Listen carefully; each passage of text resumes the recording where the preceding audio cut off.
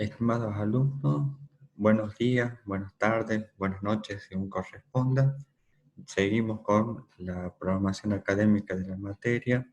En la clase de hoy vamos a ir avanzando desde donde dejamos, que es empezar a hacer el desarrollo del plan estratégico, para empezar a pensar cómo hacemos el plan operativo, cómo lo vamos haciendo o cómo vamos llevando a la práctica lo que hemos planificado en periodos de tiempo más cortos.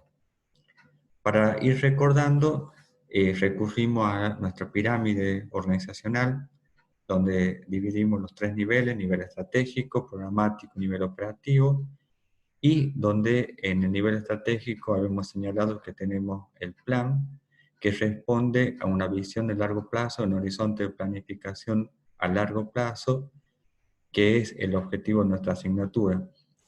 Y a medida que vamos descendiendo en la pirámide organizacional, pasamos a un nivel programático y hasta llegar al nivel operativo, que es donde estamos elaborando los proyectos. Cada uno de los proyectos serán la forma en que vamos a ir desarrollando las actividades para ir logrando los objetivos, los propósitos definidos dentro del plan. También habíamos señalado como característica para cada uno de los niveles que en el caso del plan estratégico es más genérico y sintético, y a medida que vamos descendiendo dentro de la pirámide organizacional, el plan se va haciendo más detallado y más analítico. Esa es una de las características más importantes, la diferenciación más importante que podemos hacer según el horizonte de planificación, que sea a largo plazo el plan estratégico y el plan operativo a corto plazo, que usualmente cuando hablamos de corto plazo estamos hablando de un año, que en el Estado coincide con el ejercicio presupuestario. También habíamos mencionado como que la estructura que esperábamos que trabajen ustedes dentro del trabajo práctico integral, la estructura del plan estratégico, íbamos a tener las referencias direccionales de visión, misión y valores, la definición que se puede hacer del proyecto, del plan a largo plazo que están elaborando, definiendo un objetivo general a lograr que responde a la visión, a la misión y a los valores definidos, y después varios ejes estratégicos. Según las características del plan será la cantidad. Cada eje tendrá definidos sus objetivos. Dentro de cada eje estratégico habrá distintas líneas estratégicas. Cada línea, a su vez, tendrá distintos objetivos definidos. Para cada línea estratégica tendremos distintas metas que son los resultados que se esperan a llegar para la línea estratégica definida. Y después tendremos las ideas proyectos. Distintas ideas proyectos irán contribuyendo a los resultados que pretendemos alcanzar definidos en las metas, y el conjunto de las definido en las metas constituyen lo que está definido como línea estratégica. Y para cada idea proyecto estaremos presentando, elaborando indicadores, que son la forma en que haremos el seguimiento o estaremos midiendo el resultado o cómo se van desarrollando las actividades para el proyecto. Entonces, en la clase de hoy vamos a poner más énfasis para trabajar en lo que son los proyectos como parte de la planificación estratégica, como el paso de la planificación estratégica a la planificación operativa.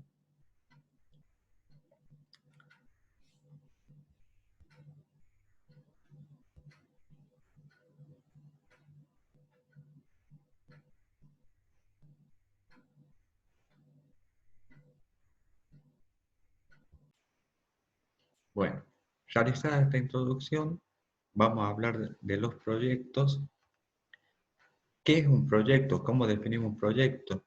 Como cualquier intervención que tiene las siguientes características: está planificada, está destinada a lograr un objetivo, tiene un presupuesto determinado y tiene un plazo determinado. O sea, son características salientes del proyecto que responde a una iniciativa que haya sido pensada previamente, que haya sido definida con un objetivo, o sea, tengamos un objetivo definido, claro, preciso, dentro del objetivo la cantidad de recursos necesarios, el presupuesto necesario para poder alcanzar, o sea, para poder desarrollar las actividades para alcanzar ese objetivo, y un plazo determinado, el plazo en el cual se espera desarrollar el proyecto y que este proyecto alcance los objetivos que han sido definidos. Cuando un proyecto es complejo, se puede descomponer en otro más simple. Entonces, en ese caso, nos referimos a ese proyecto que engloba a otros como programa. Y para referirnos a proyectos que son parte de otros mayores, el término componente. Con ejemplo queda un poco más claro estas definiciones. Un programa con 2 proyectos y cada proyecto con 3 componentes quedaría definido de esta forma. El programa de abastecimiento de agua potable en el municipio en cualquier municipio que queramos definir. Como habíamos dicho, de este programa está compuesto por 2 proyectos. Cada uno de los proyectos corresponde a la eh, provisión de agua potable en distintas comunidades. El proyecto 1 en la comunidad de A y el proyecto 2 en la provisión de agua potable para la segunda comunidad. Y después, dentro de este proyecto están los componentes, que son las partes en que podemos dividir ese proyecto, y cada una de esas partes en realidad constituye también un proyecto. Dentro del proyecto agua potable tenemos un componente de infraestructura, un componente de educación y sensibilización y un componente de gestión. Entonces, entre esos 3 componentes constituyen el proyecto de provisión del agua. Y los 2 proyectos de provisión de agua en las distintas comunidades es un programa de abastecimiento de agua potable para el municipio que estamos hablando. Entonces, en este ejemplo estamos viendo lo que son el programa, el proyecto y los componentes. Y siguiendo con las definiciones, también pueden aparecer la definición de actividades y de tareas. La actividad es el medio de intervención sobre la realidad mediante la realización secuencial e integrada de diversas acciones necesarias para alcanzar las metas y objetivos específicos de un proyecto. O sea, ya estamos descomponiendo la realización del proyecto y seguimos después con una mayor desagregación a través de la tarea, que sería el grado máximo de concreción y especificidad. En este caso vamos a recurrir a 2 ejemplos distintos en el cual vamos a ver toda la secuencia que hemos señalado. Un plan de servicios sociales, un programa de infancia y familia, un proyecto de realización de un campamento de verano, las actividades, realizar la excursión y una tarea, preparar la ropa y el calzado adecuado para esa excursión. Entonces son las formas en que vamos desarrollando desde el plan hasta llegar a la tarea. Nuestro segundo ejemplo es un plan de educación.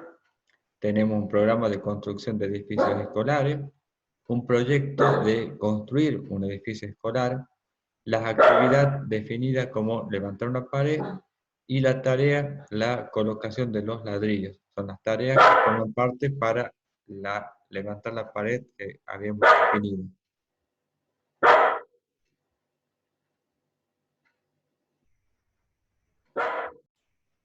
Bueno, estas son las definiciones necesarias para empezar a hablar de proyectos, y ahora vamos a hablar del ciclo de un proyecto, que está compuesto en 4 fases que se van desarrollando por etapas.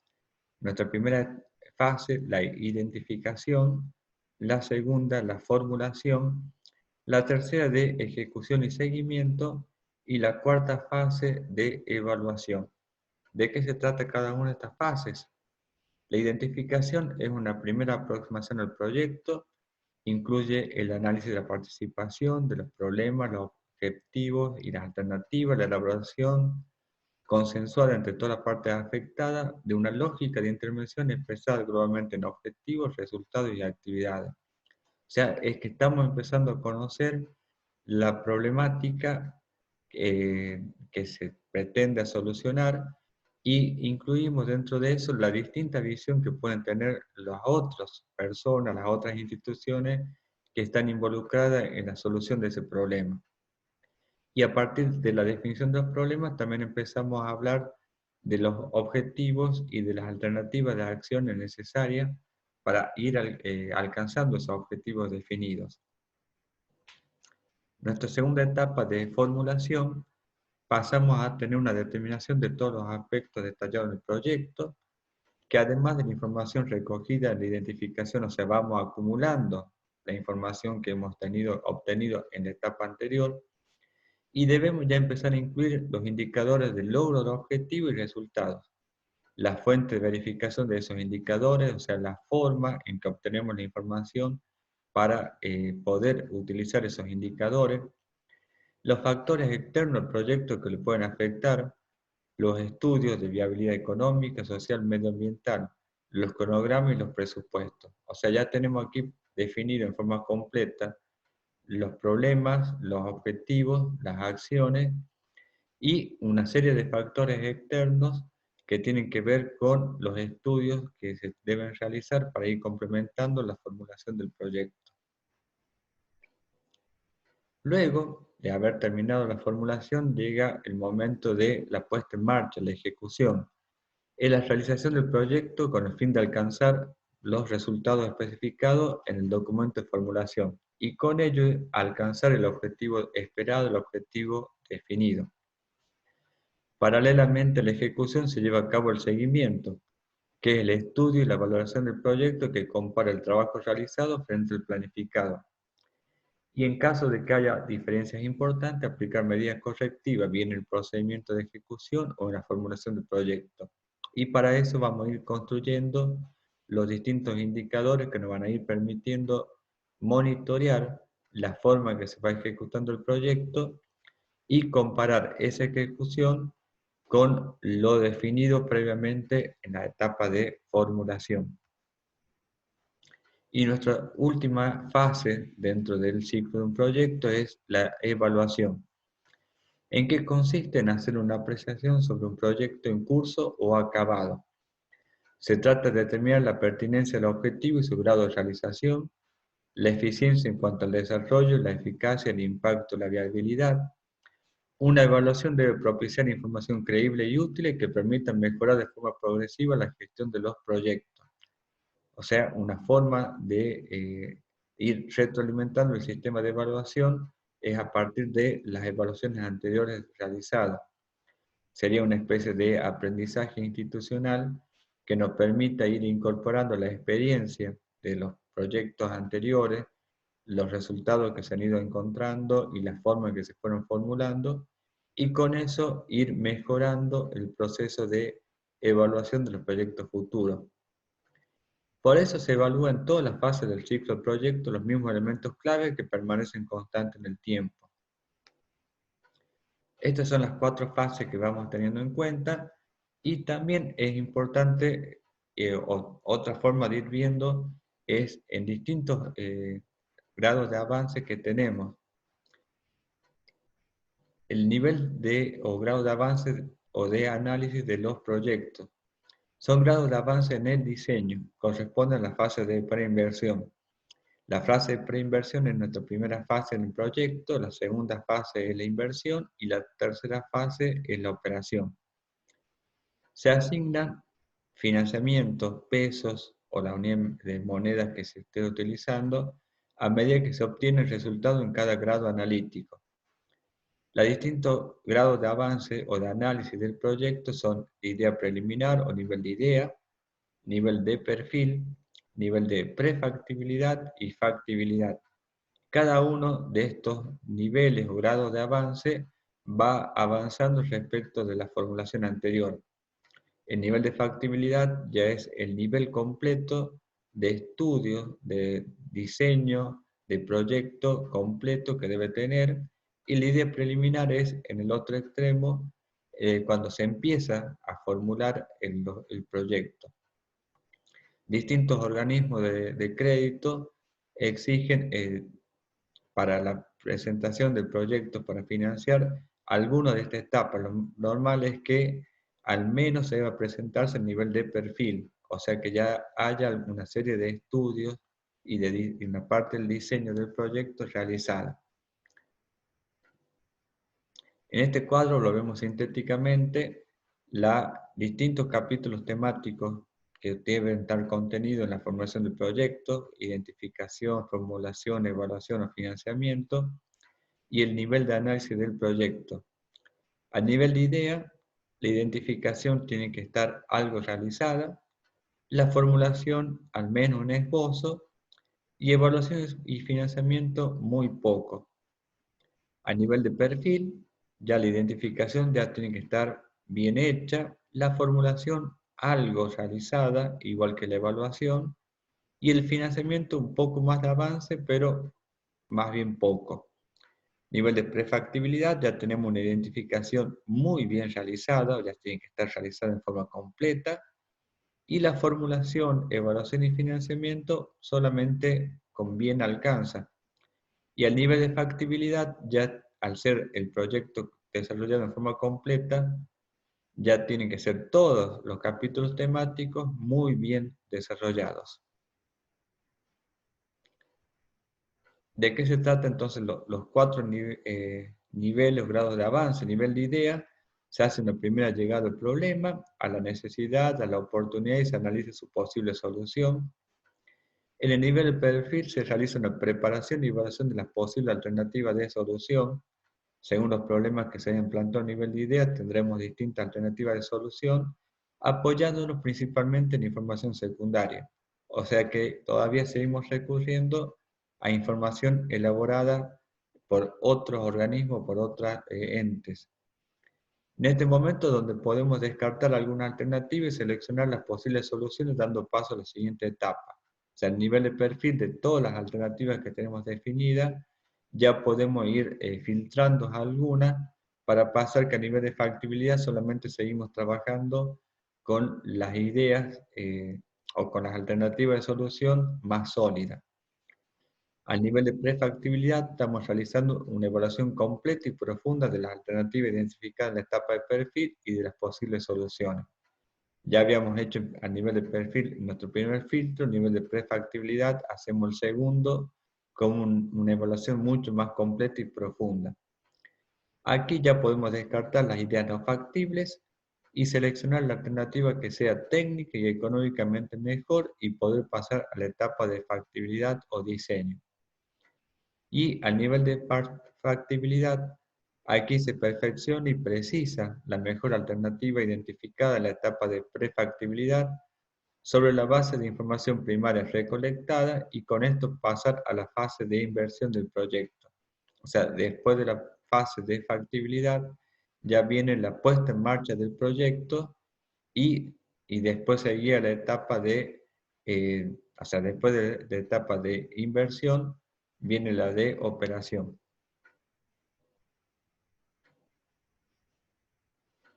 Entonces, volviendo a nuestras cuatro fases que hemos identificado, que hemos marcado, identificación era la primera.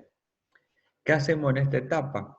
Definimos las líneas básicas del proyecto entre todas las partes implicadas, partiendo de un análisis conjunto de las necesidades sentidas y de un compromiso sobre la estrategia de intervención a seguir para cubrir estas necesidades. O sea, ya estamos hablando de una forma de realizar la identificación de las situaciones problemáticas participativa, ya que necesitamos la opinión, la visión de todas las partes implicadas.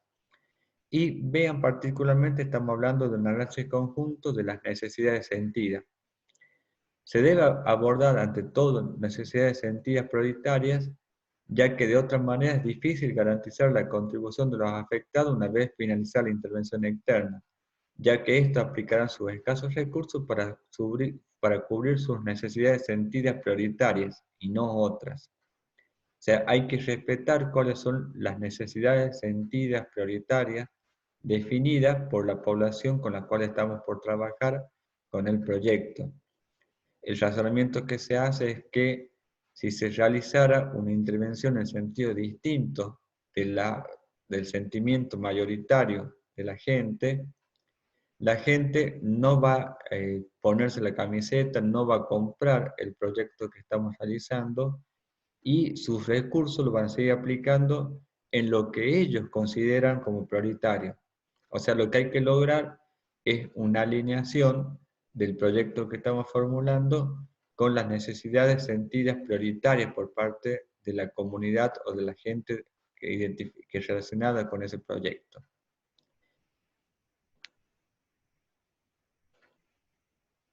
El análisis de participación, ¿en qué consiste?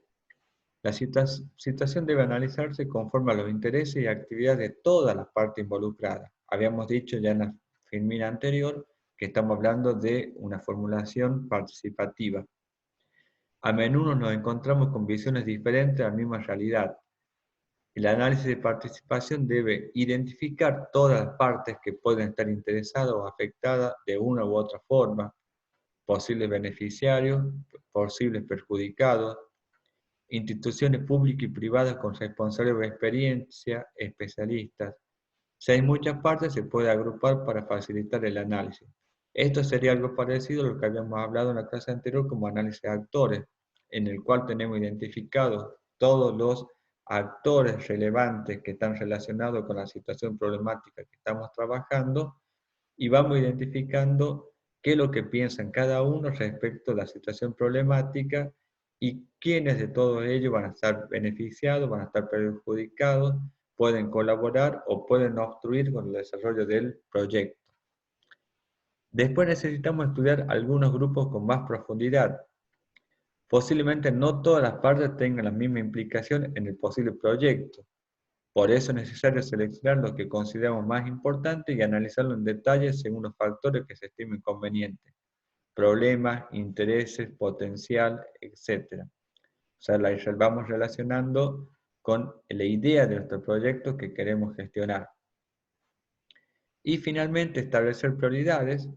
Posiblemente no todos los grupos tienen los mismos puntos de vista o intereses, por lo que es necesario prever los posibles conflictos y decidir qué puntos de vista son los que merecen la pena apoyar. El análisis de actores o el análisis de participación nos permitirá determinar con qué grupo, con qué personas podemos contar, podemos trabajar o pueden ser un obstáculo para el desarrollo del proyecto. Luego, dentro de la fase de identificación, seguimos con un análisis de problemas. Para esto vamos a recurrir al árbol de problemas que también hemos hablado en la clase anterior.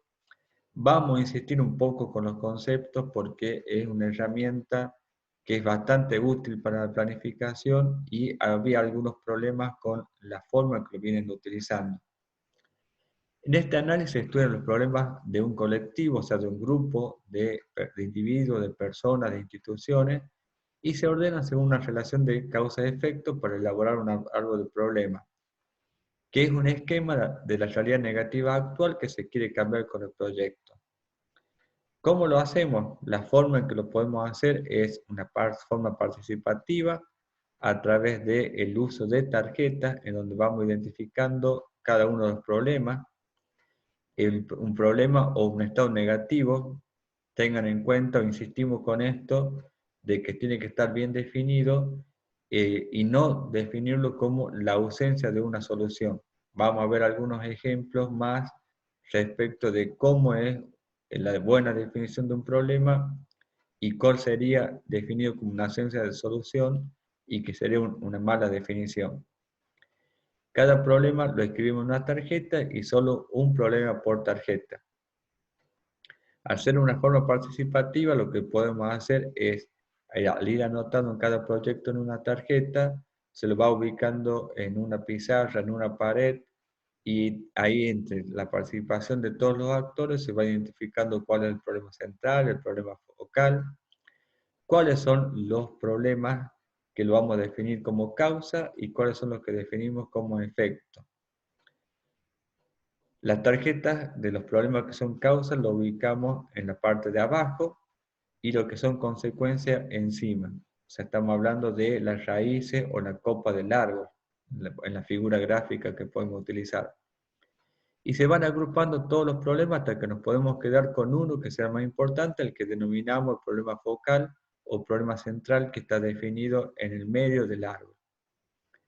Cuando desarrollamos el árbol de problemas, Vamos organizando todos los problemas en torno al problema focal, de forma que las causas quedan abajo como raíces y los efectos encima como las ramas. Al hacer este ejercicio se observará que algunos problemas son a su vez causa y efecto. Tendrán problemas por arriba y por debajo. O bien que otros problemas detectados en el paso 1 no están relacionados con el problema focal y quedan resueltos. Todo esto es un análisis participativo que podemos realizar con distintos actores en el cual van contribuyendo o enriqueciendo la información que podemos tener sobre la situación problemática. Luego se puede hacer un trabajo de gabinete en el cual defina mejor cada uno del contenido de la tarjeta y si son muchos cambios capaz que conviene hacer una instancia de validación, o sea, recurrir nuevamente al campo para que la gente que estuvo participando valide, o sea, diga si está de acuerdo o no con el trabajo de gabinete realizado. Entonces, el árbol de problemas, ¿de qué se trata? De un ordenamiento de problemas simples siguiendo una relación causa-efecto. Cada problema expresa una necesidad a satisfacer y los pasos a seguir para enunciar los problemas es identificar los involucrados, determinar los problemas que plantea cada involucrado, descomponer los problemas complejos en problemas simples, redactar los problemas simples con enunciados precisos y establecer relaciones secuenciales entre problemas simples. Las flechas que vamos uniendo en el nivel de causa y el nivel de efecto que van uniendo las causas entre sí por sus distintos niveles hasta llegar al problema central y a su vez partiendo del problema central para ir definiendo sus efectos. Los problemas simples se ubican por niveles, efectuando el ordenamiento causal, causa-efecto de los problemas entre sí. Dos niveles consecutivos, el nivel inferior es la causa de un efecto en el nivel superior. La relación causal que se identifica por el indicador del efecto de un nivel puede tener varios indicadores causa en el nivel inferior. Cada relación causal se expresa entre dos niveles y constituye la solución de un problema simple. Y el conjunto de niveles y problema ordenado constituye el árbol del problema. Aquí tenemos entonces la revisión sintética, identificamos los problemas, formulamos en pocas palabras el problema central, anotamos las causas, anotamos los efectos, elaboramos un esquema gráfico que muestre las relaciones de causa y efecto del árbol del problema y revisamos el esquema completo y verificar su lógica e integridad, que esto lo podemos hacer en el trabajo de gabinete y lo que decía hace un rato, si hacía falta, se volvía al campo. Acá tenemos nuestro primer ejemplo de una mala definición del problema en el cual lo ponemos como una ausencia de solución. Si ponemos una falta de respuesta es incorrecto porque ya estamos induciendo como que la única solución es obtener los respuestos. En cambio, si decimos que el equipo no funciona, que sería una formulación correcta porque estamos hablando de un verdadero problema, un estado existente negativo, nos abre distintos abanicos de alternativas de solución, dentro de las cuales estará la falta de respuesta, pero hay otras alternativas más que serán tenidas en cuenta.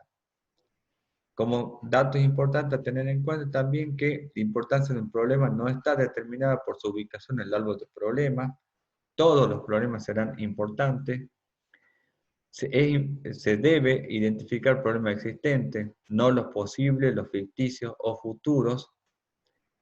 Debemos formular el problema como un estado negativo, insistimos con esto, y en cada tarjeta solamente debe haber un solo problema.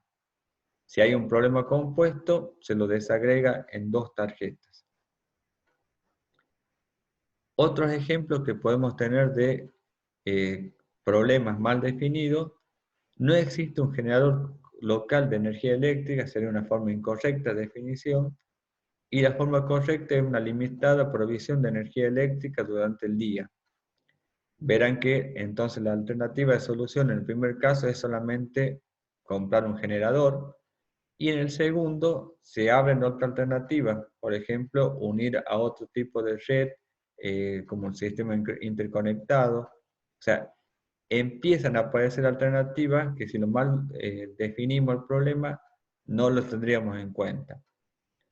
En forma incorrecta decimos falta de programa de educación inicial, y la forma correcta, bajo rendimiento de los niños y niñas en los primeros años de educación primaria. Otra definición incorrecta, una falta de una guardería, y la formulación correcta es niños menores de 4 años con cuidados inadecuados. Entonces, van a ver con estos ejemplos cómo debemos definir en forma correcta lo que es el problema, y que una definición correcta del problema nos permitirá abrir el abanico, tener una mirada más amplia de las alternativas de solución que es posible realizar o desarrollar para solucionar el problema que estamos definiendo. Visualmente, la forma que vemos el árbol del problema es esta, con las causas, los efectos, y donde van apareciendo también los distintos niveles de problemas. El problema 4 es causa del problema 2 y el problema 2 es causa del problema 1. Entonces vamos viendo la relación de causa y efecto.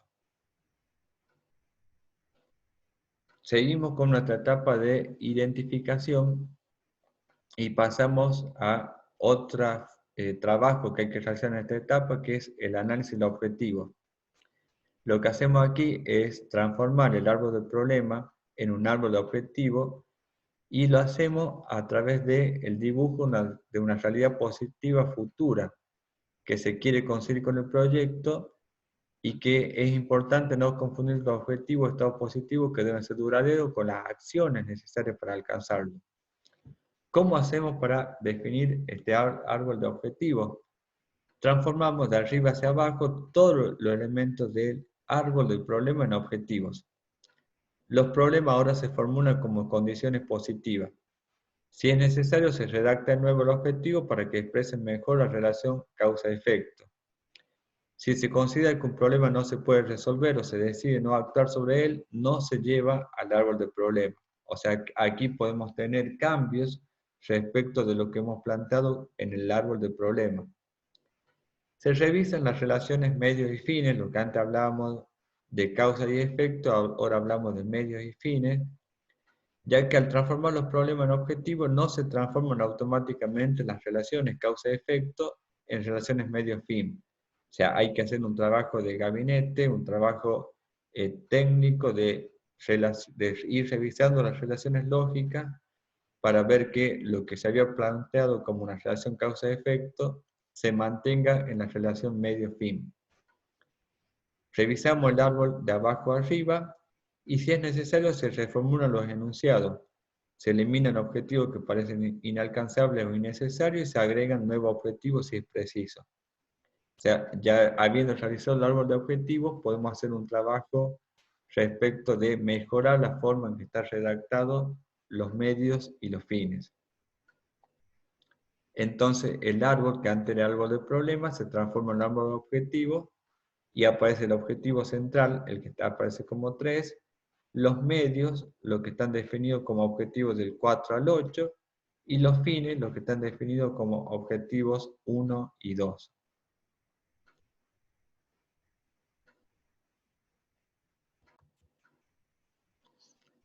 Bueno, antes de seguir con la segunda etapa del ciclo vida del proyecto, vamos a ver qué hacemos cuando aparecen muchos problemas simultáneamente para trabajar. ¿Cómo hacemos para priorizar distintos problemas?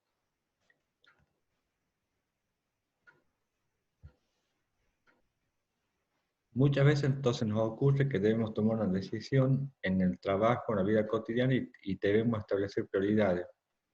Tal situación suele resultar compleja debido a la cantidad de alternativas y variables a considerar, y muchas veces terminamos eligiendo por intuición mientras decimos elijo este y que sea lo que Dios quiera. No debemos descartar la intuición, es nuestro toque personal en la decisión, pero ¿por qué vamos a estar sobrecargando a los designios de Dios cuando podemos hacer algún tipo de análisis que nos ayude a simplificar, a ordenar y priorizar los distintos problemas? Bueno, ¿por qué lo hacemos? ¿Por qué usamos métodos para priorizar problemas? Porque en la medida en que tengamos mayor cantidad de problemas para estar procesando, se va complejizando nuestra capacidad de análisis. Es una limitación que tenemos las personas, entonces debemos recurrir a algún método o algún método, alguna herramienta que nos facilite el ordenamiento y priorización de muchas situaciones problemáticas. Acá particularmente vamos a hablar de un método que es el método de ponderación de variables. En este método vamos a estar hablando de 3 variables que vamos a considerar relevantes para cada uno de los problemas. Y a partir de eso, de la valoración que le podemos dar a cada una de esas variables, nos permitiría realizar una priorización. O sea, estamos haciendo de alguna forma una medición un poco, o sea, lo vamos haciendo una medición numérica que nos permita poder hacer esta priorización entre alternativas. Lo vamos a ir haciendo, construyendo con un ejemplo. Imaginen la situación en un lugar de trabajo en el cual aparecen 10 problemas distintos, cada uno con sus distintas características y que parecieran o que pueden ser todos muy importantes. Por ejemplo, el que está definido como un número 2, falta un sistema informático para el control de stock y de crédito. El número 4, la comunicación entre el personal y los superiores es poco eficaz. Número 7, no se aplica el concepto de mejoras continuas. Número 9, no se capacita al personal en aspectos técnicos del trabajo.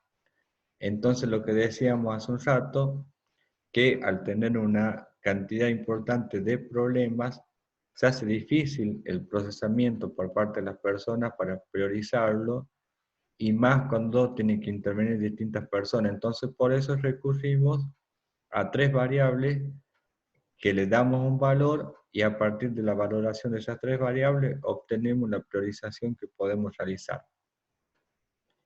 El método este de ponderación de variables también se llama GUT, por gravedad, urgencia y tendencia, que son las 3 variables con las que vamos a estar trabajando. Las 3 variables, entonces, bueno, le vamos a estar asignando ciertos valores de acuerdo a una tabla predefinida. Vamos a trabajar con un cuadro. El cuadro tiene la siguiente forma. La columna es la enumeración de los problemas.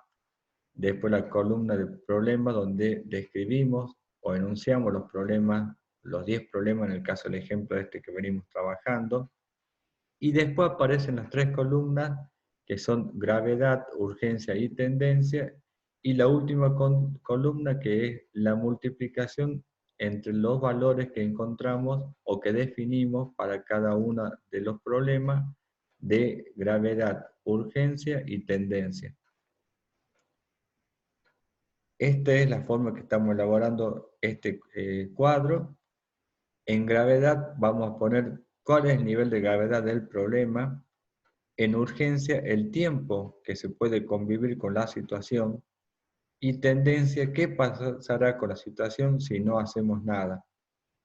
Y en la última columna es la multiplicación entre estos 3 valores y aparece el resultado que será el que después ordenaremos de mayor a menor para la priorización. La tabla que podemos usar para asistirnos en esta valoración que realizamos, para el caso de gravedad, definimos con un puntaje de 10 en extremo grave y en el otro extremo con el puntaje de 1 sin gravedad. Para el caso de urgencia, también hacemos una definición de una escala de 5. La urgencia inmediata sería el puntaje que asignamos máximo de 10 y en el otro extremo la menor valoración que sería 1, ponemos como en definición en urgencia, no hay prisa.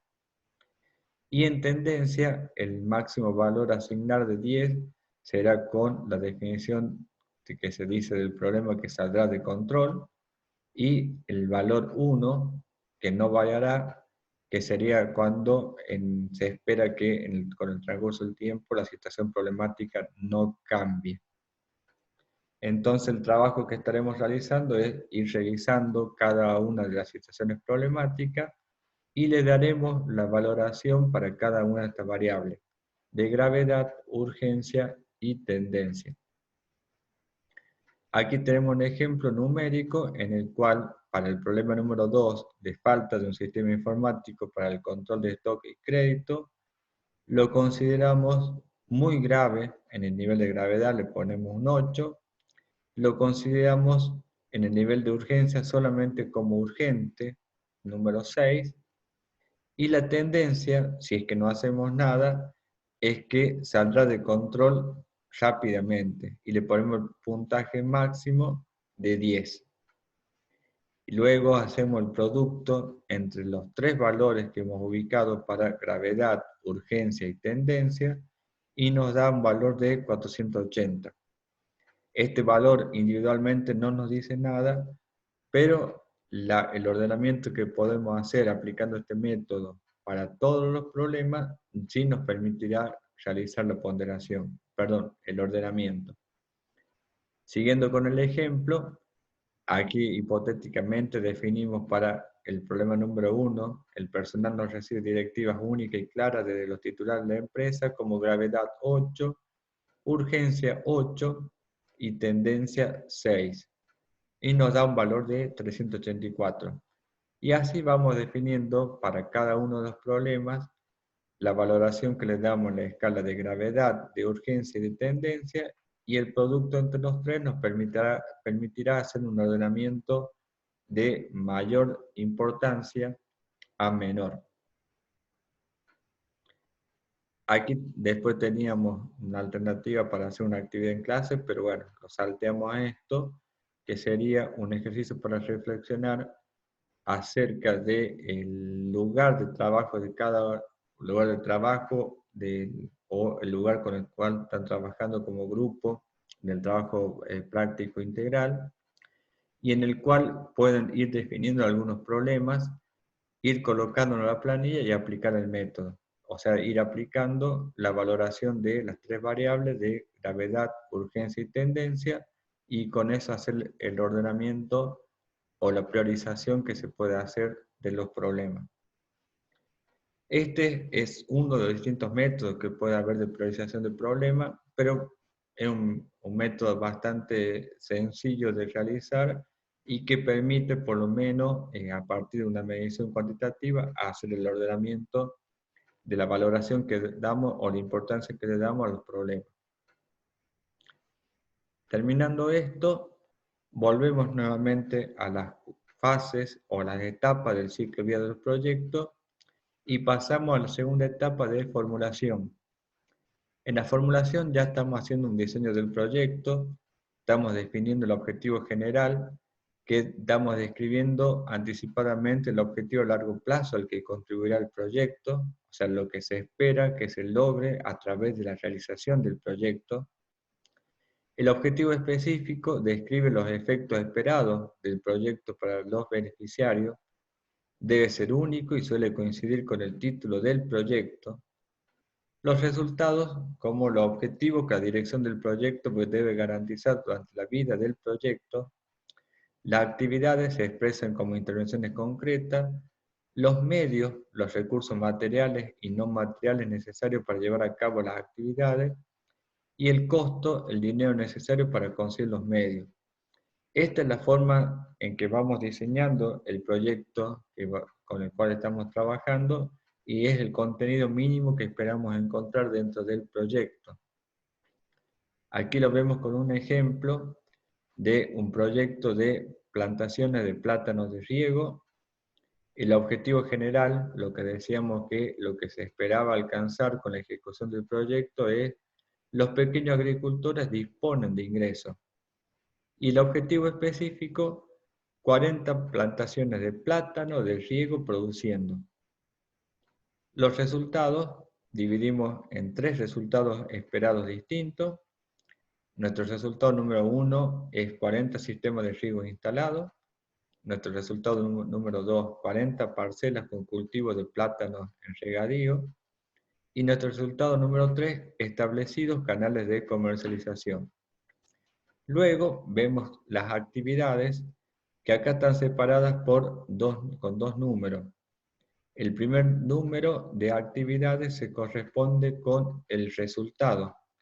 Entonces tenemos 5 actividades distintas que son las que van a estar contribuyendo al resultado número 1. El resultado 1 decíamos que eran tener 40 sistemas de riego instalados y las actividades serán diagnóstico de 40 fincas, construcción de 40 pozos, compra, instalación y puesta a punto de 40 bombas, capacitación a 5 mecánicos en riego y construcción de 40 sistemas de riego por gravedad. O sea, estas 5 actividades son lo que van a terminar contribuyendo al resultado esperado de tener 40 sistemas de riego instalados.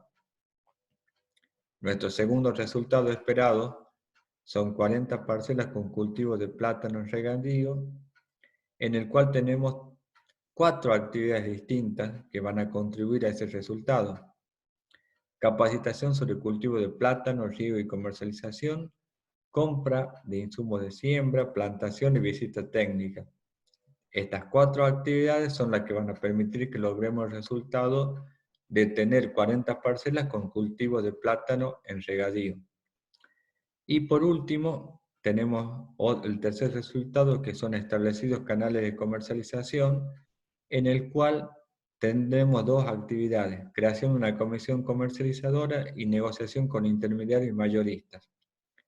Vayan viendo en este caso cómo se va observando la lógica entre la realización de las actividades con el resultado esperado, cómo con el resultado esperado se espera alcanzar el objetivo específico y cómo con el desarrollo del objetivo específico esperamos alcanzar lo que está definido como objetivo general. ¿Qué nos está faltando? La definición de los medios. Los medios son qué recursos contamos, tanto materiales como no materiales o inmateriales, para el desarrollo de las actividades. Y acá tenemos como recursos materiales las fincas, los pozos, las bombas, sistemas de riego, oficinas, vehículos, y como recurso humano un coordinador, un técnico de campo, un administrador y las 40 familias beneficiarias. Y por último tenemos definido el costo, que en este caso del ejemplo son $142.000. Entonces ahí tenemos la lógica completa del proyecto formulado. Dentro de la formulación también tenemos que definir los indicadores, son una medida del alcance del objetivo y de los resultados. Todos los objetivos y resultados deben tener indicadores que pueden ser cuantitativos, cualitativos o de comportamiento, y a la vez pueden ser directos o indirectos. Un indicador debe definir el grupo beneficiario, el para quién, la cantidad, cuánto, la calidad, cómo, el tiempo, cuándo y la ubicación, el dónde. Todos estos elementos son los que nos van a permitir ir definiendo los indicadores en forma correcta en esta etapa de formulación. El cronograma de actividades es el ordenamiento de las actividades que hay que realizar en periodos de tiempo. Usualmente la forma más sencilla de que lo hacemos es usando el diagrama de Gantt. En la primera columna vamos a tener definidas las actividades. En las otras columnas los periodos de tiempo según la conveniencia de la definición del proyecto. Puede ser días, puede ser semanas, puede ser meses. Y vamos a ir marcando, siguiendo este ejemplo, la actividad 1 aparecía en el mes de enero, la actividad 2 en el mes de febrero. Al momento de la parte práctica de esto, cuando hay ciertos condicionamientos, hay que tener cuidado con la forma en que se elabora el cronograma. Por ejemplo, si es algo relacionado con los cultivos, con el campo, cuáles son las épocas propicias para el cultivo. Si es un trabajo que debe realizarse en campo también, cuáles son las épocas de lluvia. Todo ese tipo de factores nos van a estar afectando la forma en que nosotros definimos el cronograma de actividades del proyecto. El presupuesto son los costos del proyecto, lo podemos detallar ya sea por actividad o por bien por partidas, o sea, muchas veces depende de los requerimientos del organismo que efectúa la financiación. Es habitual realizar una presupuestación indicando los gastos que se van a realizar a lo largo del tiempo, puede ser por trimestre, semestre o anual. Y cuando un proyecto cuenta con varios financiadores, también es habitual indicar qué parte del presupuesto lo aporta cada uno. O sea, cuando es una combinación de fuentes de financiamiento distintas, entonces dentro de la presupuestación estará expuesto qué participación en el financiamiento tiene cada uno de los financiadores.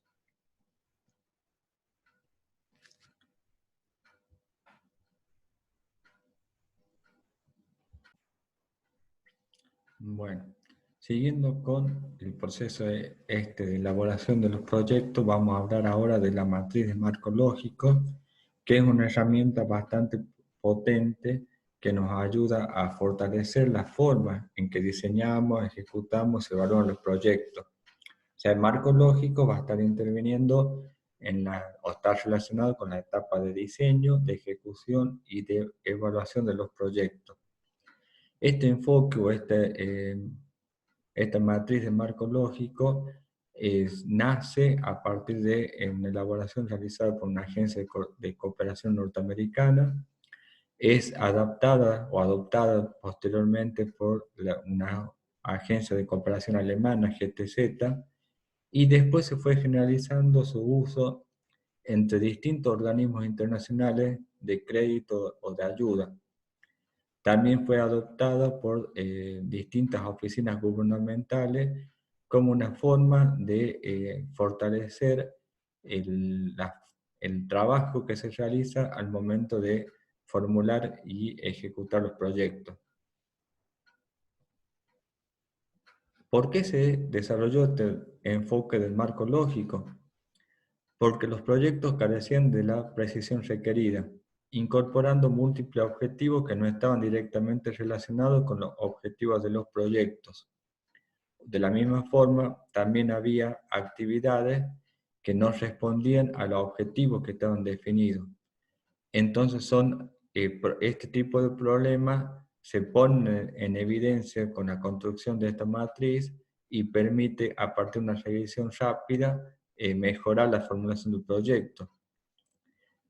Otro motivo por el que se desarrolló es que los proyectos no estaban siendo ejecutados exitosamente y no quedaba claro cuál era el alcance de la responsabilidad del gerente del proyecto o de la agencia ejecutora.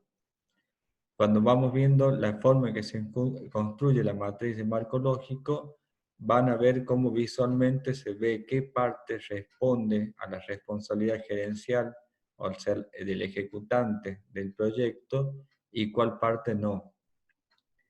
Y también se lo desarrolló pensando que no había una idea clara respecto de cómo determinar si un proyecto había sido exitoso, y los evaluadores carecían de una base objetiva para comparar lo planeado con lo ejecutado. Parte importante de la construcción que se realiza dentro del marco lógico es la definición de los indicadores y de la forma en que se obtiene la información para construir esos indicadores. Entonces, ¿qué es el marco lógico? Es una herramienta para conceptualizar, diseñar, ejecutar y evaluar proyectos. Brinda una estructura al proceso de planificación y comunica información esencial relativa al proyecto. Un proyecto formulado normalmente siempre va a ser un documento de muchas páginas. Una construcción a través del marco lógico permite que en una sola página tengamos toda la información relevante del proyecto. Obviamente el proyecto formulado lo mismo lo tendremos y a donde se podrá recurrir cuando hay alguna duda respecto de lo que está expuesto dentro de la matriz.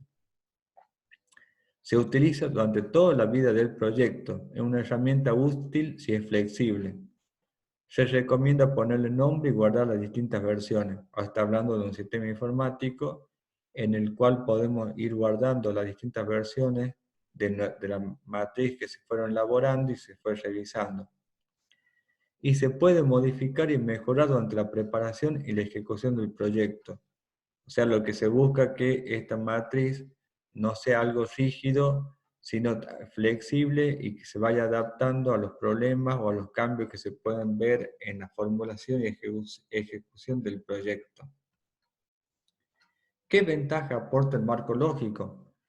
Terminología uniforme que facilita la comunicación y reduce ambigüedades. O sea, al partir de una terminología uniforme, va a ser mucho más fácil entenderse entre distintas personas que participan en la redacción o en la lectura, revisión, evaluación de los proyectos. Un formato para llegar a acuerdos precisos acerca de objetivos, metas y riesgos del proyecto. O sea, al estar trabajando con un formato estandarizado, permite o ya está definido la forma en que se va a trabajar con estos elementos. Una información lógica para preparar el plan de ejecución del proyecto.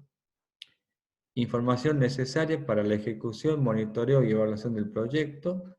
Estructura en un solo cuadro para expresar la información más importante sobre el proyecto. O sea, es una herramienta muy potente, pero que nos va a permitir ir trabajando sobre un proyecto que ya está formulado. O sea, la formulación del proyecto no la reemplaza el marco lógico. Lo que hace el marco lógico es ser una herramienta potente que nos permite revisar lo que se realizó y a partir de ahí ir utilizando como una herramienta de seguimiento, de monitoreo del proyecto. ¿Cuáles son algunos factores importantes para garantizar el éxito de un proyecto? Lo vamos viendo en este cuadro. Buena y cuidadosa planificación, representación equitativa de los distintos intereses mediante la participación. Esto ya lo habíamos visto anteriormente, la importancia de los actores que participan dentro del proyecto. Gestión eficaz del proyecto, equipo competente y motivado, asignación equitativa de los costos y beneficios entre mujeres y hombres, capacidad organizacional suficiente. Los beneficiarios están claramente identificados por género y grupo socioeconómico. Las partes interesadas respetan sus compromisos y el proyecto abarca los problemas reales de los grupos meta. Verán que algunos de estos elementos, estos factores necesarios para alcanzar el éxito de un proyecto, son garantizados o facilitados por la utilización de la matriz de marco lógico. ¿Cómo llegamos a la construcción de la matriz de marco lógico? Los pasos que vamos a seguir son los siguientes. La matriz de involucrados, ejecutores, beneficiarios, indiferentes, opositores, o sea, el análisis de participación o el análisis de actores que habíamos mencionado anteriormente en esta clase y en la anterior. Vamos definiendo un conjunto de problemas simples, tratamos de excluir los repetidos, excluir los problemas no relacionados y hacemos un tamiz, o sea, una revisión crítica por parte del equipo formulador en un trabajo de gabinete que se revisa lo que es realizado dentro del ámbito de participación y a partir de ahí se lo propone a los participantes una mejora en la forma de presentar los problemas. A partir de la definición de problemas simples tenemos la construcción del árbol de problemas con la relación causa-efecto y el árbol de objetivos con la solución que se pueden plantear al árbol de problemas. Y a partir de esto ya hacemos la construcción del marco lógico. El árbol de objetivos va a ser la columna vertebral de la matriz.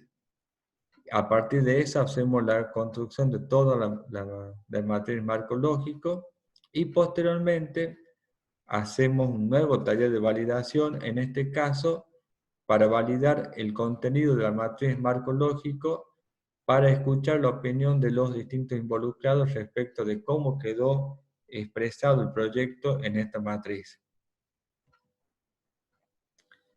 ¿Cómo es la estructura de la matriz marco lógico? se hace con 4 filas y 4 columnas. Las filas van a estar definiendo el objetivo superior a cuyo logro el proyecto contribuirá, el impacto logrado cuando el proyecto ha sido ejecutado, el producto completado en el transcurso de la ejecución del proyecto y los insumos operativos y durables requeridos para los productos.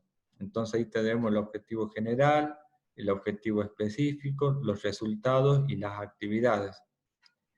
Y las columnas van a ser resumen narrativo del objetivo y las actividades, indicadores como resultados específicos a alcanzar, los medios de verificación sobre la forma en que se obtiene la información necesaria para calcular los indicadores, y los supuestos son factores externos que implican riesgos, son factores ajenos al proyecto, pero que pueden tener una fuerte incidencia en el desarrollo del proyecto y por eso deben ser considerados dentro de la matriz. Entonces, gráficamente, las filas serían fin, propósito, componentes y actividades. Las columnas, resumen narrativo, indicadores, medio de verificación y los supuestos. Y la unión de las 4 filas y las 4 columnas quedan de esta forma. Por ejemplo, acá podemos ir viendo dentro de la fila de fin, tenemos definido el resumen narrativo, es el objetivo al que se espera que el proyecto contribuya significativamente. Los indicadores serían las medidas de consecución del objetivo general, el medio de verificación, instrumento de medida de los indicadores del objetivo general, y los supuestos serían acontecimientos, condiciones o decisiones fuera del control de proyectos necesarios para conseguir el objetivo general. O sea, son supuestos o condiciones que deben ocurrir para que el resultado esperado del proyecto se mantenga en el tiempo.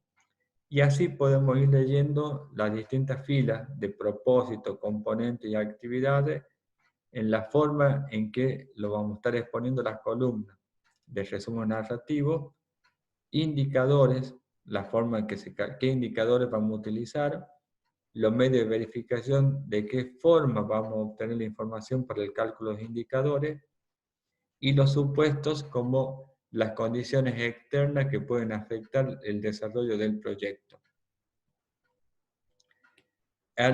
Vamos a hacer una construcción de una matriz marco lógico siguiendo un esquema analítico. El esquema también no solamente va a estar en este Power que acompaña la clase, sino también en un documento en Word que va a permitir que visualmente lo vean mejor. Partimos de la definición del árbol de problemas. Verán que acá tenemos como problema central una alta tasa de enfermedades en la localidad, como causa malos hábitos de higiene, deficiente acceso a centros de salud, contaminación del agua, ambiente contaminado e insalubre, y en algunos casos están definidas un nuevo nivel de causa. Por ejemplo, para malos hábitos de higiene aparece falta de educación en higiene. Y después aparecen los efectos. Al tener alta tasa de enfermedad en la localidad, ¿qué efectos lo que se pueden observar? Elevado costo de atención de salud, que hace que al utilizar mayor cantidad de recursos para el sistema de salud se postergan otras necesidades. Al tener mayor tasa de enfermedades también se observa mayor inasistencia laboral, con lo que se puede ver o trae la consecuencia de mayor costo de producción y menor rendimiento, y esto trae aparejado una baja potencial productivo local. Y todos estos efectos terminan redundando o terminan contribuyendo a que sea alto el nivel de pobreza. Entonces acá tenemos definido el árbol del problema completo de los distintos niveles de causa al problema central y hasta los efectos. A partir de este árbol de problemas, definimos el árbol de objetivos. Lo que antes era alta tasa de enfermedad en la localidad, ahora aparece como baja tasa de enfermedad en la localidad. O sea, el problema expresado en forma negativa en nuestra pantalla anterior pasó a ser un objetivo a alcanzar. Y acá aparecen los medios y fines. Por ejemplo, vamos a ver la primera primera columna, perdón, que está relacionado con los hábitos de higiene. Habíamos puesto como problema malos hábitos de higiene y como causa de esto la falta de educación en higiene. Y acá aparece como medio de tener buenos hábitos de higiene y que existe educación en higiene. O sea, la existencia de educación en higiene permite tener buenos hábitos de higiene y eso contribuir a una baja tasa de enfermedades en la localidad.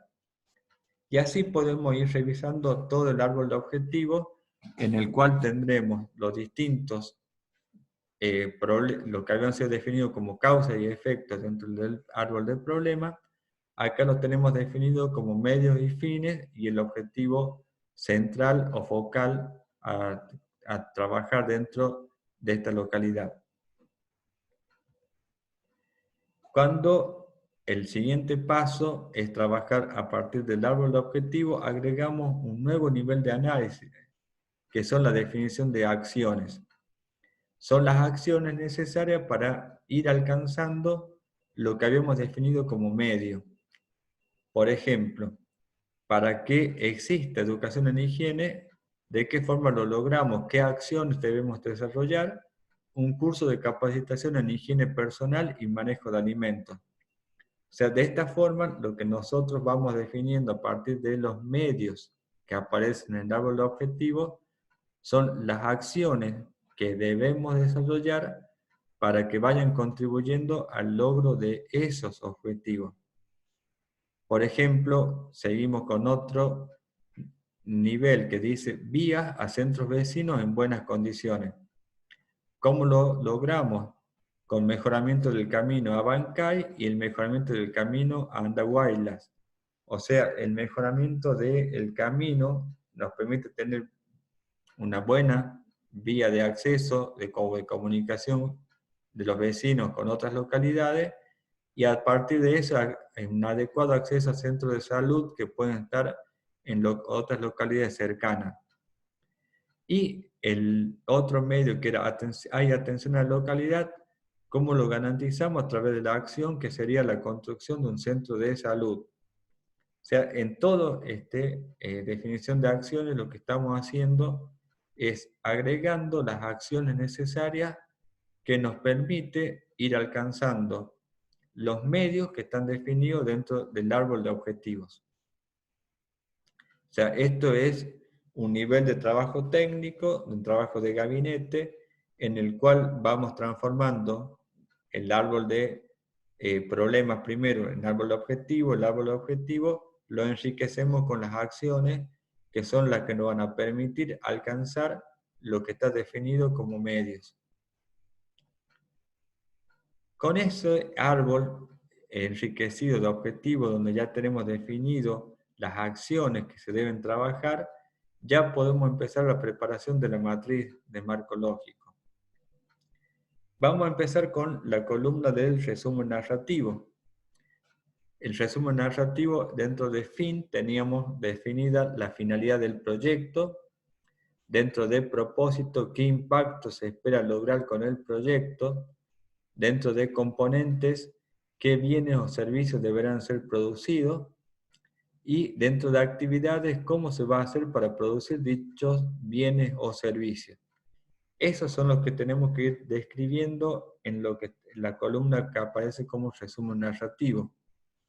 Dijimos que esto lo vamos a hacer a partir del árbol de objetivos que habíamos trabajado. Aquí tenemos el árbol de objetivos enriquecido por el nivel de acciones y con la relación de flechas, qué parte va a ir a cada uno de los niveles de la matriz de marco lógico.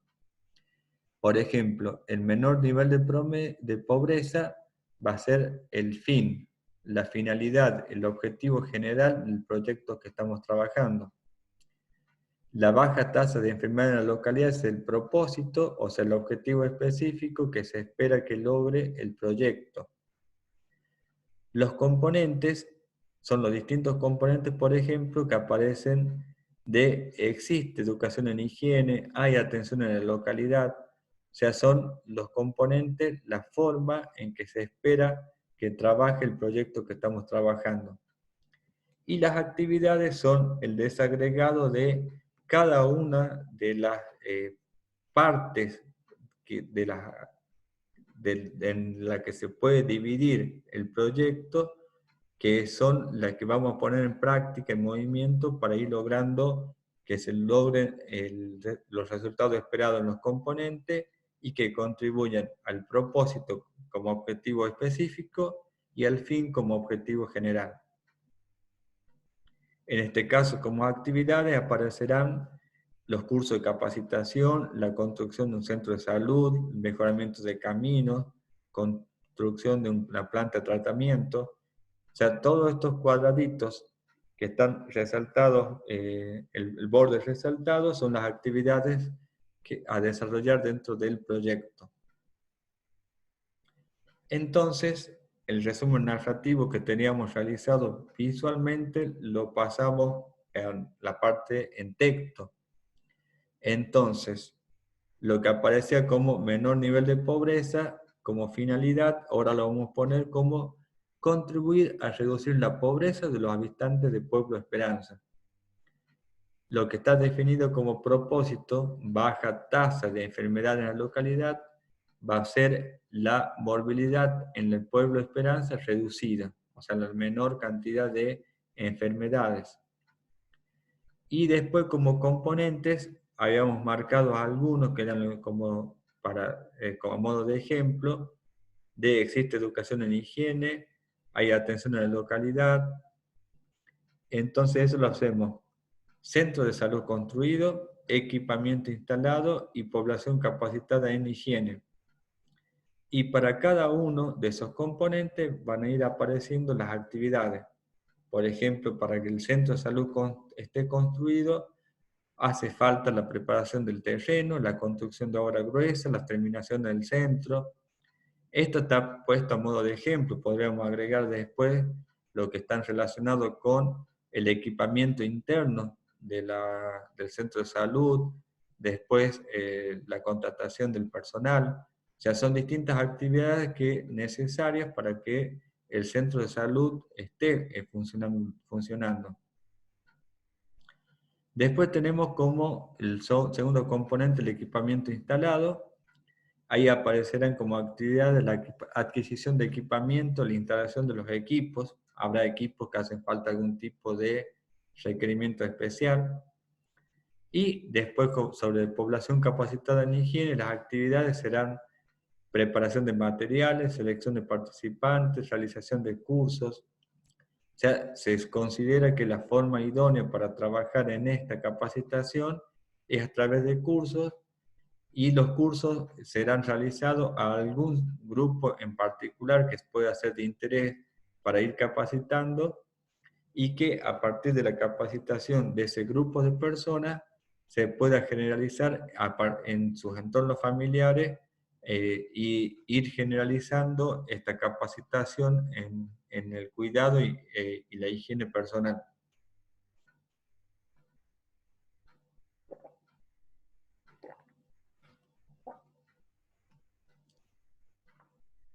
Y aquí aparece entonces una explicación de por qué se habla de marco lógico. Esto es porque en la construcción de la matriz aparece visualmente una lógica. En este caso es una lógica del resumen narrativo. Y es que las actividades deben contribuir al logro, a la finalización o a alcanzar lo definido como componentes. Los componentes deben contribuir al propósito, al objetivo específico, y el propósito debe contribuir al fin, que es el objetivo general del proyecto. Entonces la lógica visual que se va a seguir es que actividades contribuyen a componentes, componente a propósito y propósito a fin. Entonces, revisando la columna en ese sentido, se observa si existe o no esa lógica. ¿Se acuerdan que al comienzo de la explicación habíamos dicho que esta matriz de marco lógico permitía relacionar las actividades con los objetivos? Porque muchas veces aparecían objetivos que no estaban relacionados con el objetivo general o actividades que no contribuían, no estaban relacionadas con el objetivo. Ese tipo de cosas aparecen a través de esta revisión lógica. Luego seguimos con nuestra segunda columna de indicadores. Seguimos para los 4 niveles de fin, propósito, componentes y actividades. ¿Por qué es importante los indicadores? Si lo podemos medir, lo podemos administrar.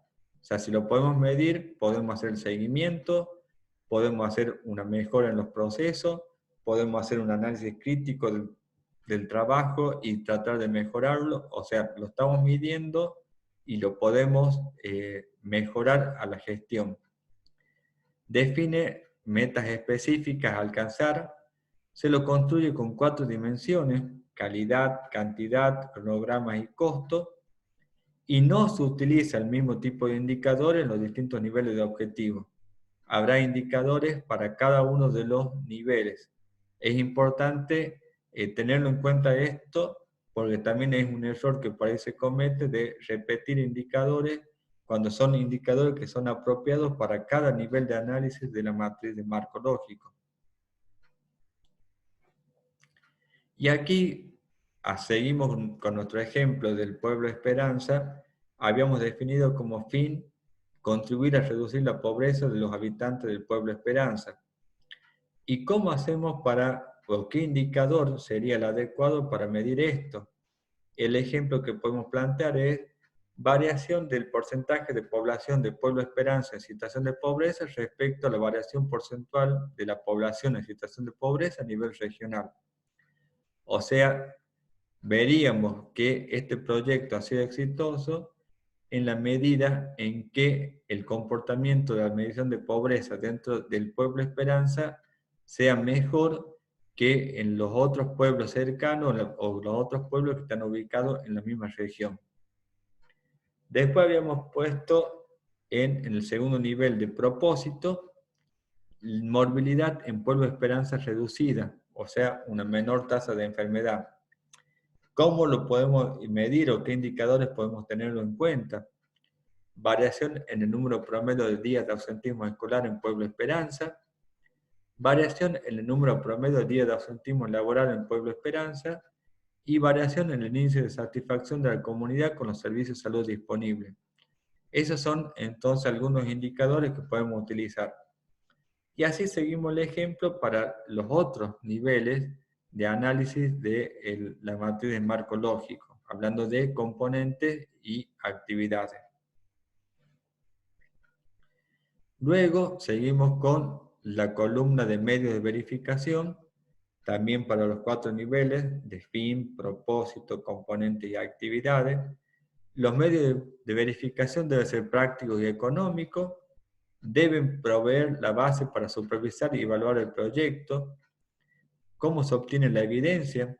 Fuentes normales de información o recolección de datos e información especial. Fíjense en la pregunta siguiente, la importancia que tiene. Si trabajamos con fuentes normales de información, estamos hablando de indicadores o información que ya existe.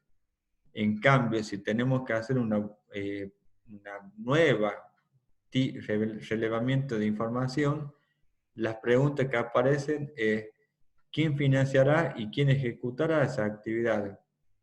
No es sencillo hacer un trabajo de relevamiento estadístico, entonces si estamos recurriendo a indicadores que tienen datos, que utilizan datos que no se procesan habitualmente, hay que tener definido cómo se financian y cómo se ejecutan ese relevamiento de datos.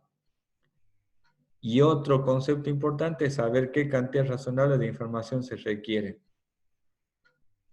Entonces tenemos los indicadores, los medios de verificación para los 4 niveles. Y, por ejemplo, para la definición de fin, que habíamos hablado de la variación porcentual de Pueblo Esperanza respecto a la región, qué medio de verificación o qué forma de obtener la información tenemos. a través de fichas de caracterización social disponibles en el gobierno municipal y estadísticas regionales disponibles en la gobernación. O sea, estamos utilizando información que ya está disponible. Después habíamos hablado de, dentro de el segundo nivel, variación en número promedio de días de ausentismo escolar en Pueblo Esperanza. ¿Cómo lo sabemos? A través de las estadísticas de la Secretaría de Educación. Y después sobre la variación en el índice de satisfacción de la comunidad con los servicios de salud disponibles, lo hacemos a través de una encuesta aplicada a un grupo seleccionado aleatoriamente.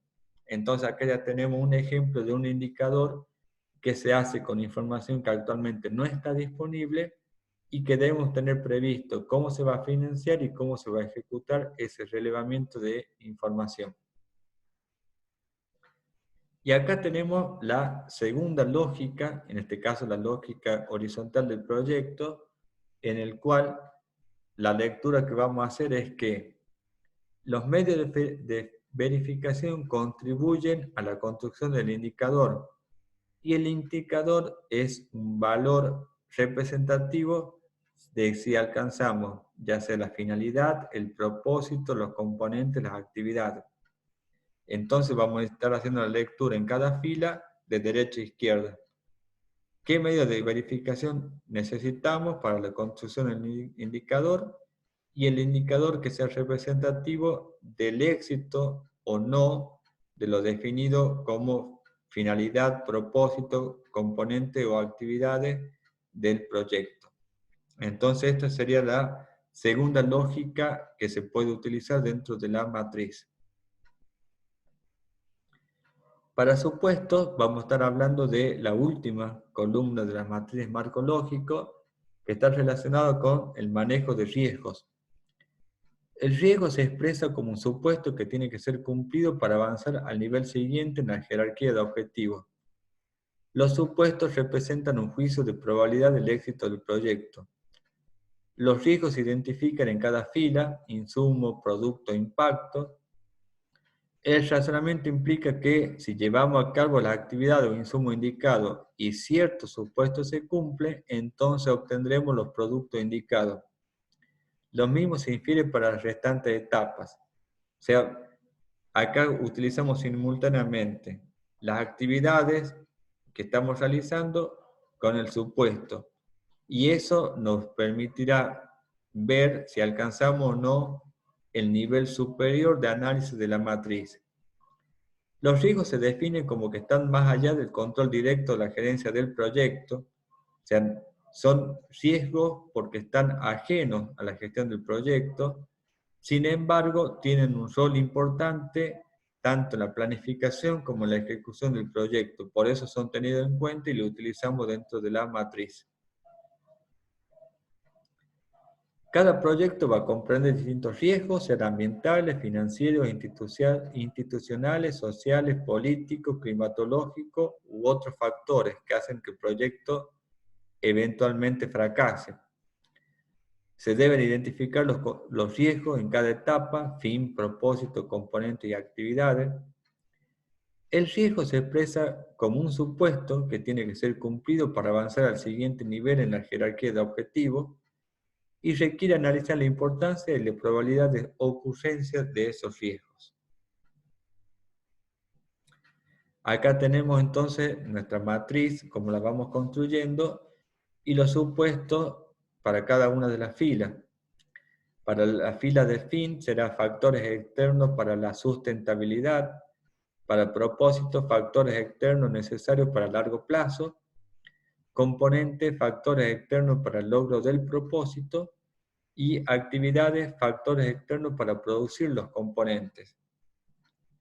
Y acá aparece el siguiente nivel de lógica, que las actividades, teniendo en cuenta los factores externos para producir los componentes, van a estar relacionados con el logro de los componentes. Los componentes con los factores externos para el logro del propósito van a estar relacionados con el propósito, y a su vez el propósito con los factores externos necesarios para el largo plazo con el fin. Esa será la lógica cruzada, que es la relación entre los distintos niveles de la matriz de marco lógico con sus supuestos. Entonces los supuestos son hechos del entorno que quiero que ocurran, tienen características de alta probabilidad de ocurrencia, son externos al proyecto y tienen impacto sobre el proyecto. En este caso, de nuestra matriz de marco lógico, del ejemplo que venimos trabajando del Pueblo Esperanza, el primer nivel de supuesto es que la población asiste a los cursos de capacitación en higiene. Entonces teníamos nivel de actividad 3.1, 3.2, 3.3, que estaba relacionado con la capacitación en higiene. El supuesto es que la población asiste. Si hacemos la capacitación y la población asiste, llegamos al nivel del componente que es el componente 3, que dice población capacitada en higiene. Si la población capacitada en higiene está relacionada con el segundo supuesto, que la población aplica lo aprendido sobre higiene en sus actividades diarias. Entonces, tenemos el componente población capacitada y que la población no solamente lo aprendió, sino que lo empieza a aplicar en sus actividades cotidianas de los hábitos de higiene aprendidos, nos permitirán lograr que la morbilidad de Pueblo Esperanza sea reducida. O sea, a partir de la higiene, pensar que va a haber una menor tasa de enfermedad. Seguimos con nuestro siguiente nivel de análisis. La morbilidad del Pueblo Esperanza es reducida en la medida en que la población concurre regularmente a atenderse a controles en el centro de salud, va a permitir que se alcance, que se reduce la pobreza en los habitantes del Pueblo Esperanza. Y el nivel a largo plazo viene dado por el último supuesto. La población transmite los hábitos de higiene aprendidos a sus hijos e hijas. O sea que la sustentabilidad en largo plazo viene dado porque estos hábitos de higiene que han sido aprendidos a través de la capacitación organizada dentro del proyecto, la sustentabilidad va a hacer que este aprendizaje se incorpore como hábito no solamente a las personas capacitadas, sino a sus entornos familiares. Aquí ya tenemos la matriz del marco lógico completa en el ejemplo que habíamos trabajado. Y visualmente, en la parte que está más oscura, aparece cuál es la parte que corresponde a la responsabilidad gerencial. Observen que son solamente los niveles de componentes y actividades y solamente para las columnas de resumen narrativo, indicadores y medios de verificación. Los supuestos, lo habíamos dicho, que eran importantes para el proyecto, pero que eran cosas ajenas al proyecto. Entonces, cuando evaluemos la forma en que se ejecutó el proyecto y qué parte es responsabilidad de la gerencia o de la ejecución del proyecto, va a ser los niveles de actividades y componentes, y para lo definido como resumen narrativo, indicadores o los medios de verificación de esos indicadores. Con esto finalizamos la clase esta de proyectos, donde fuimos desarrollando distintos elementos relacionados con la formulación de los proyectos, la definición, las herramientas que utilizamos, y particularmente el uso de la matriz de marco lógico como una forma de ir revisando el proyecto formulado y fortalecer las distintas etapas de diseño, ejecución y seguimiento de los proyectos. Bueno, estos son algunos elementos más que tienen que tener en cuenta, ir complementándolo con la lectura de la bibliografía propuesta por la cátedra, y obviamente estamos a disposición de ustedes para ir atendiendo las dudas que tienen sobre el trabajo práctico y los distintos avances. Bueno, eso es todo por esta clase. Muchas gracias.